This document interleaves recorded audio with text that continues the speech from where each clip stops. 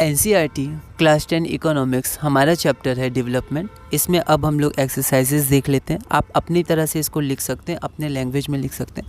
Language बहुत important है। CBSE के क्वेश्चंस भी हम लोग देखेंगे कैसे क्वेश्चंस आते हैं, और लैंग्वेज इंपॉर्टेंट, तो आप इंग्लिश पे ध्यान दीजिएगा। Development of a country can generally be determined by, तो हम लोग कैसे डेवलपमेंट को डिटरमाइन कर सकते हैं, एक बार आप ट्राई करिए। तो यहाँ पर ऑल ऑफ द अबव हो जाएगा। पर capita income, average literacy rate, health status, ये सब इंपॉर्टेंट है। तो आप इसको लैंग्वेज में लिख सकते हैं। Development of a country can generally be determined by, या तो आप सारा लिख दीजिए या फिर आप डायरेक्ट ऑप्शन लिख दीजिए फॉर ऑल द अबव। अगला क्वेश्चन है which of the following neighbouring countries has a better performance in terms of human development than India. तो ह्यूमन डेवलपमेंट जो है कौन से कंट्री का इंडिया से बेटर है? बांग्लादेश, श्रीलंका, नेपाल या पाकिस्तान। एक बार आप इसको ट्राई करिए। तो यहाँ पर एनसीईआरटी में जब आप देखिएगा डेटा तो उसमें श्रीलंका हो जाएगा। तो यहाँ पर हम लोग लिख लेंगे लैंग्वेज के साथ, ऑप्शन 2 है, Sri Lanka has better performance in terms of human development than India. अगला क्वेश्चन है assume there are 4 families in a country. ठीक है, एक कंट्री में 4 ही फैमिलीज हैं। द एवरेज पर capita income of these families is ₹5000। मतलब एवरेज मतलब चारों फैमिलीज 5000 कमाते हैं, यही हम लोग एवरेज से पता करते हैं। If the incomes of the 3 family, अगर 3 फैमिली की इनकम 4000, 7000 और 3000 है, then what is the income of the 4th family. Basic maths का क्वेश्चन है, एक बार आप ट्राई करिए। तो यहाँ पर इनकम ऑफ फर्स्ट फैमिली हमारे पास इतना है, I1 मान लिया, I2 इतना मान लिया, I3 जो थर्ड फैमिली का इनकम है 3000, उसको इनकम इतना मान लिया। Let the income of the 4th family भी I4, तो I4 मान लेते हैं। तो पर कैपिटा इनकम जिसे एवरेज इनकम भी कहते हैं, तो total income divided by total families, यहाँ फैमिलीज के बारे में बात हो रही है। तो I1 plus I2 plus I3 plus I4 by 4, तो पर कैपिटा इनकम या एवरेज इनकम 5000 है। 1 इक्वेशन 1 वेरिएबल, तो यहाँ पर I4 की हम लोग वैल्यू निकालेंगे जो कि ₹6000 हो जाएगा। अगला क्वेश्चन हमारे पास है what is the main criterion used by the world bank in classifying different countries, what are the limitations of this criterion if any. तो वर्ल्ड बैंक है वो जब क्लासीफाई करता है कंट्री को, तो वो क्या क्राइटेरिया को अपनाता है, और साथ में इस क्राइटेरिया का अगर कोई लिमिटेशंस है तो वो क्या है। तो the main criterion used by the world bank in classifying different countries is the per capita income, हमने देखा था, जिसे एवरेज इनकम भी कहते हैं of a person in a country. इसका लिमिटेशन क्या होता है कि एक्चुअल डिस्ट्रीब्यूशन नहीं बताता है कि एक्चुअली एक इंसान कितना कमा रहा है कंट्री में, एवरेज बताते हैं कि एवरेज में कितना कमा रहा होगा वो इंसान। So the limitations of this criterion are that it does not tell us how this average income is divided among the people in the country. It does not tell us whether the distribution is equitable or not. मतलब equitable distribution, equal distribution है या नहीं, ये बहुत ज़्यादा gap है between different people की income. It also ignores other aspects of development like health, education and living standards. तो जो other aspects भी होते हैं जैसे health हो गया, education हो गया, living standards हो गया, इसको भी इग्नोर करता है, और ये सिर्फ per capita income या average income पे क्लासीफाई करता है। अगला क्वेश्चन है in what respects is the criterion used bye UNDP for measuring development different from that used by the world bank. Similar question है, वर्ल्ड बैंक का हमने देखा, UNDP ह्यूमन डेवलपमेंट रिपोर्ट में ह्यूमन डेवलपमेंट इंडेक्स के अनुसार compare करता है। एक बार देख लेते हैं आंसर में।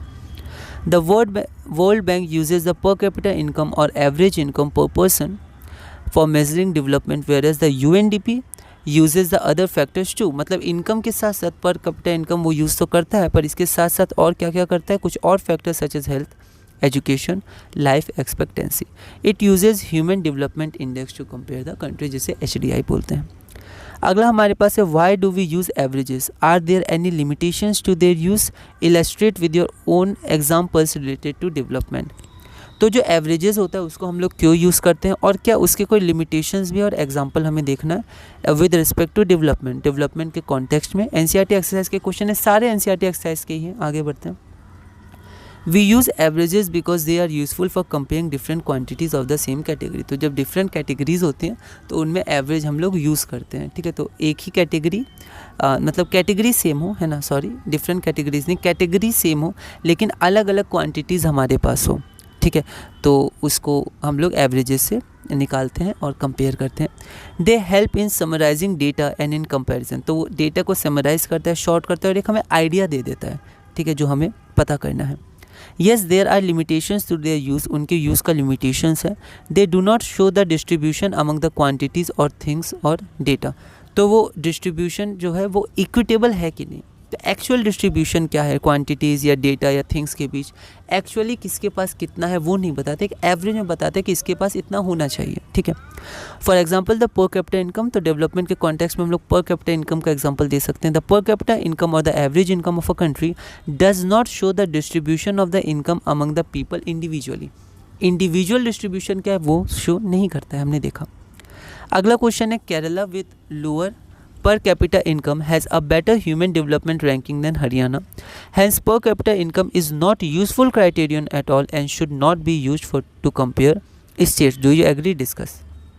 तो यहाँ पर केरला का लोअर कैपिटा इनकम है एज़ कम्पेयर टू हरियाणा, लेकिन जो पर कैपिटा इनकम है उसको हम लोग एट ऑल मतलब पूरी तरह से नेगलेक्ट नहीं कर सकते। ये एक बेसिक आइडिया देता है, ये इंपॉर्टेंट होता है। एक बेसिक आइडिया हम लोग इजीली निकल जाता है और एक बेसिक आइडिया दे देता है ये परफॉर्मेंस के बारे में, ठीक है। तो यहाँ पर इसमें और भी इसको हम लोग मॉडिफाई बिल्कुल कर सकते हैं, लेकिन पूरी तरह नेगलेक्ट करना सही नहीं है जैसा क्वेश्चन में है। तो Kerala with lower per capita income has better human development ranking than Haryana because human development ranking includes many other. हाँ, पर क्यों है ज़्यादा, तो पहले वो बता दिया, क्योंकि human development ranking includes other factors, वो और भी फैक्टर्स को इंक्लूड करता है other than income such as education, health and life expectancy.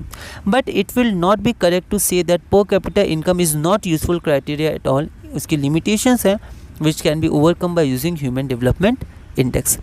अगला क्वेश्चन हमारे पास है find out the present sources of energy that is use by the people in India. तो जो भारत में लोग हैं वो प्रेजेंटली कौन से सोर्सेज ऑफ एनर्जी का यूज़ करते हैं and what could be the other possibilities 50 years now. आज से 50 साल बाद और क्या क्या पॉसिबिलिटीज़ हो सकती हैं। तो the present sources of energy that is use by the people in India are coal, crude oil, natural gas, electricity and solar energy. तो जनरली ये हम लोग आज यूज़ करते हैं। The possibilities 50 years from now could be increased use of renewable resources of energy। तो 50 साल बाद हम लोग ज़्यादा dependence renewable sources of energy पे लगा सकते हैं, क्योंकि क्रूड ऑयल और पेट्रोलियम ये लिमिटेड है, ठीक है। और हमने देखा भी था कि ये बहुत ज़्यादा साल लास्ट नहीं करेंगे। लाइक विंड और सोलर एनर्जी से also the use of biofuels, कुछ बायोफ्यूल्स का हम लोग यूज़ कर सकते हैं। न्यूक्लियर एनर्जी से हम लोग पावर ले सकते हैं, यूज़ कर सकते हैं उसका, और हाइड्रोजन बेस्ड एनर्जी ये सब भी हम लोग यूज़ कर सकते हैं, ठीक है।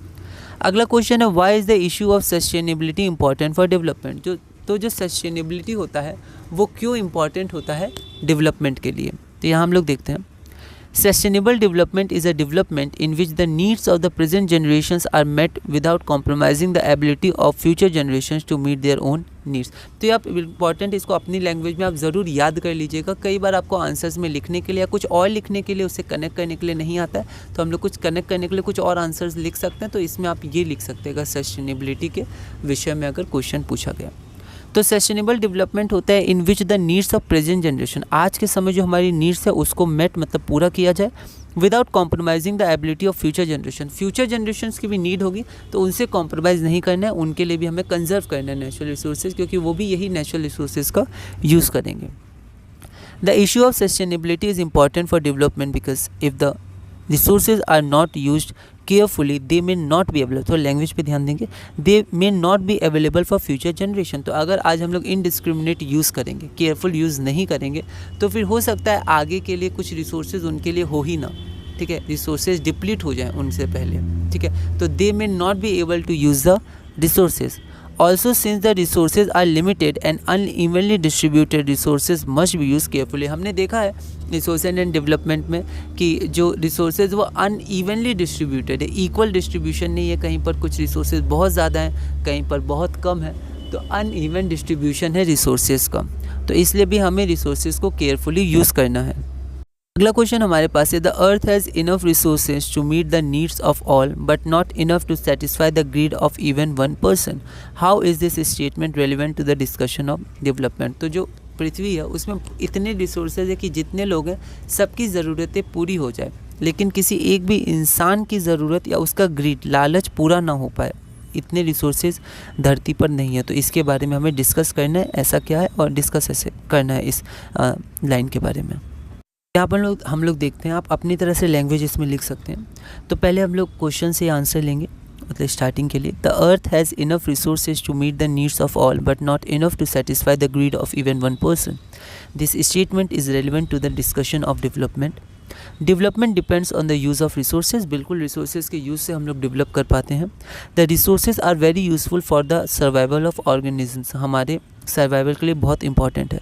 There are enough renewable and non renewable biotic and abiotic resources that can be use to fulfil everyone's need. ठीक है, तो इसमें हमारे पृथ्वी पे बहुत ज़्यादा रिसोर्सेज हैं. ठीक है, नॉन रिन्यूएबल भी ज़्यादा हैं, लेकिन हम लोग इतना ज़्यादा उसको यूज़ ही करते हैं इतने ज़्यादा रेट पे कि वो बहुत जल्दी ख़त्म हो जाएंगे. ठीक है, अगर हम लोग रेट कम करें तो और ज़्यादा आगे बढ़ सकते हैं. ठीक है, और रेन्यूएबल रिसोर्सेज तो बहुत हैं हमारे पृथ्वी पर. ठीक है, और बायोटिक रिसोर्सेज है, अबायोटिक रिसोर्सेज है, जिससे हम लोग सबकी नीड पूरी कर पाएँ. लेकिन ग्रीड के कारण क्या करते हैं कि लालच के कारण हम लोग रिसोर्सेज को बहुत ज़्यादा यूज़ करते हैं अपने बेनिफिट के लिए. ठीक है, तो इसी कारण फिर वो डिप्लीट होते जाते हैं. ठीक है, तो एक इंसान का लालच बहुत होता है, तो अर्थ पे इतने रिसोर्सेज नहीं हैं कि एक इंसान का लालच पूरा कर पाए, लेकिन इतने रिसोर्सेज इस अर्थ पे ज़रूर हैं कि हर इंसान की ज़रूरतें पूरी हो पाएँ, है ना.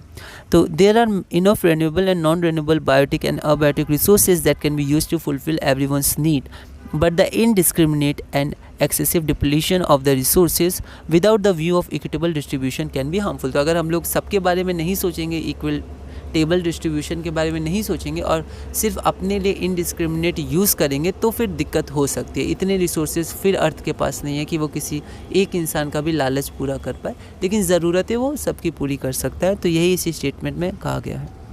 अगला क्वेश्चन है, list a few examples of environmental degradation that you may have observed around you. तो आसपास इन्वायरमेंटल डिग्रेडेशन के कुछ हमें एग्जांपल्स देने, लिस्ट करना है.